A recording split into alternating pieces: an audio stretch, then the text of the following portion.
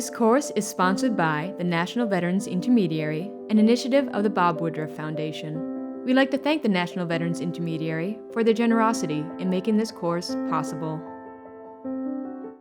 Hi, and welcome to this course entitled Documenting Best Practices. My name is Jon Sanchez, and I'm a former Navy SEAL and the CEO of Team Performance Institute, where I get the chance to speak nationally on leadership, teamwork, and the power of service.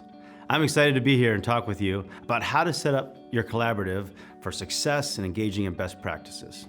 In our collaborative work to serve veterans, service members, and their families, it seems that there's never enough time or resources. Many collaborators have full-time jobs outside the collaborative, and even dedicated, well-funded backbone organizations have an endless list of responsibilities. That's why it's vital that we don't waste either time or resources reinventing the wheel. With a shared learning model that includes best practices, collaboratives can advance their work faster and more efficiently. This course will cover some essential considerations for capturing best practices in your organization. First, we'll define best practice for the purposes of this course. Then we'll review some of the barriers to capturing best practices. We'll briefly explore how to foster collaborative culture that enables organizational learning. And we'll talk about how to identify, validate, codify, and share best practices. Lastly, we'll cover some tips for integrating best practices in your organizational learning strategy. So, what is a best practice? Different sectors and industries may use different terms for best practice, but the meaning is essentially the same. A best practice is a technique or method that has demonstrated the ability to produce a desired outcome. By their nature, best practices are relative, and the term implies that the method or technique has been compared with others and found to work better. A best practice is by no means a guarantee of success. These practices exist at the intersection of tried and true and innovation. It's important to understand that for our purposes, best practices are not meant to be rigid or prescriptive. Rather, they're meant to be adapted to the environments and scenarios where they're employed. What are the barriers to capturing best practices? Well, there are a number of reasons that organizations, including collaborators, may not capture best practices. First is the eternal struggle of not enough time. You and your collaborative members are busy. Second, lacking a strategy by which to collect and assess information.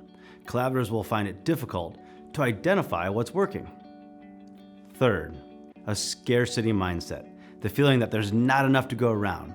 So in order for some of us to succeed, others must fail, may prevent collaborators, especially those who compete for funding, from sharing what they've learned. Fourth is the issue of silos, an organizational approach in which resources like information is stored rather than shared. Silos can exist both within and between organizations and inhibit our capacity to learn from and grow together. Next, lack of an organizational learning strategy, what NVI calls shared learning, means there's no formal infrastructure through which to identify and share knowledge. And lastly, risk aversion is also a contributing factor. Collaborators who are worried about failing to maintain the status quo instead of trying something new. Let's pause to reflect.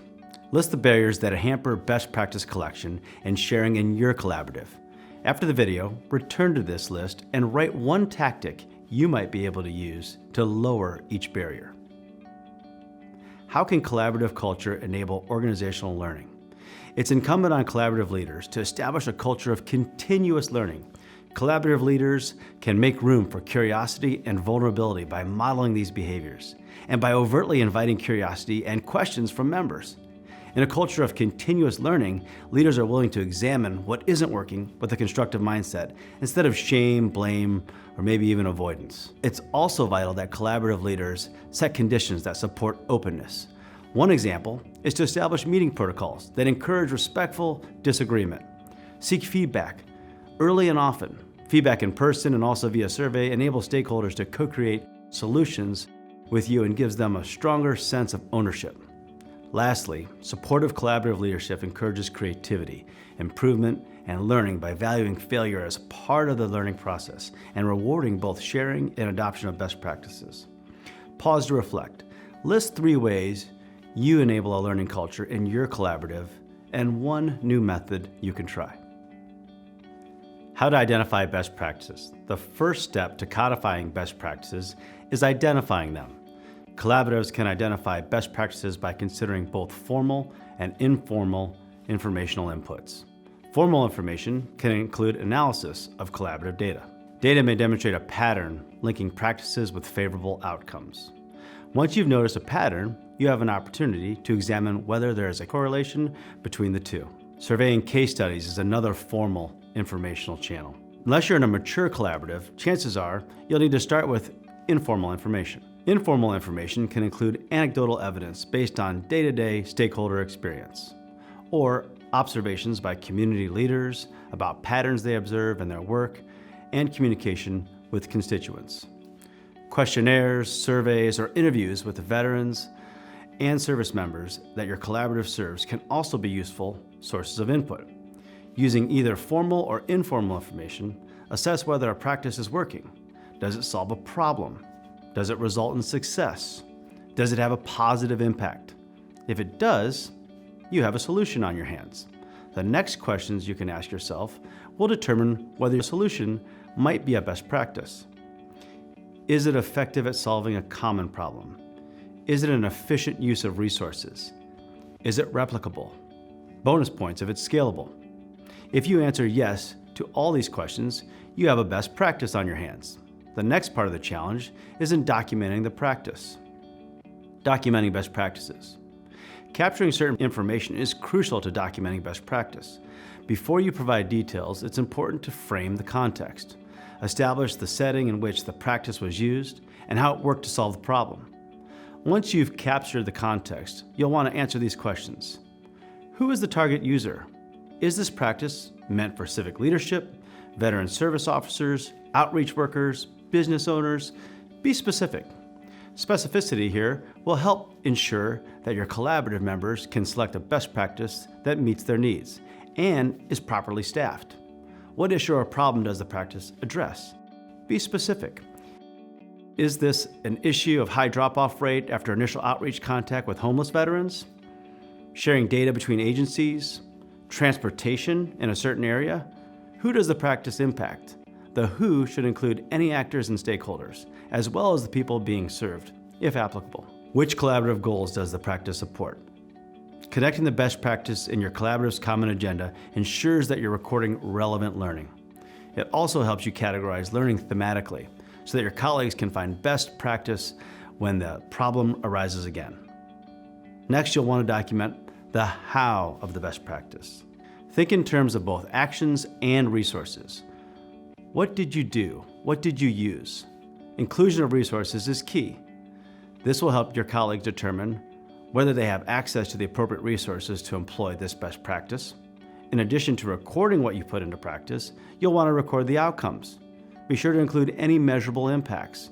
When capturing best practices, we have a unique opportunity to tell our colleagues what we wish we'd done differently. These recommendations, based on experience, are valuable to colleagues adapting the practice to their unique environment and needs. Sharing best practices. Best practices are codified because they help our collaboratives become better and more efficient. Sharing them helps us succeed beyond the borders of our own organizations and build healthy ecosystems and effective communities of practice. So, how do we share the practices we identify as best? Well, here are 3 ideas. 1, carve out a small chunk of time in a regular meeting, maybe the first 5 or 10 minutes, to discuss what's working well and how. This is an informal method that encourages regular sharing and gives your organization learning momentum. 2, carve out a bigger chunk of time, an afternoon, a retreat, or even a conference call to host a best practices summit. Ask participants to bring at least one best practice to present and contribute to a shared repository. 3, create a template for sharing best practices and host them digitally, accessible to all collaborative members. Ensure that they're browsable, searchable, or ideally both. Your library should be organized, filterable, or sortable by theme, location, target user, and collaborative goal. Unfortunately, your best practices won't maintain themselves. Set your collaborative up for success by clarifying who is responsible for submitting, collecting, reviewing, disseminating, and maintaining some of your best practices. Establish a schedule to accomplish this work at regular intervals. Let's pause to reflect. What type of process or schedule would work best for your collaborative? Do you have a member or perhaps members within the capacity to run point on a best practice initiative? Identifying, capturing, and sharing best practices is a critical part of your collaborative shared learning strategy. It requires some effort and organization, but the progress you can make in serving your community's veterans is worth it. Take a look at the resource kit below this video. It has templates, lists, further reading to get you started. You can also watch our course, Developing Models for Shared Learning, which discusses other components of organizational learning strategies. Thank you. National Veterans Intermediary increases the collaborative capacity of local communities to improve well-being for veterans and their families. Visit nvi.org for more information and tools on implementing collective impact principles in your community. If you have any questions or need assistance, go to the PsychArmor website or call the PsychArmor support line at 844-779-2427. Thank you for completing this course and taking that one step further in learning about our American veterans.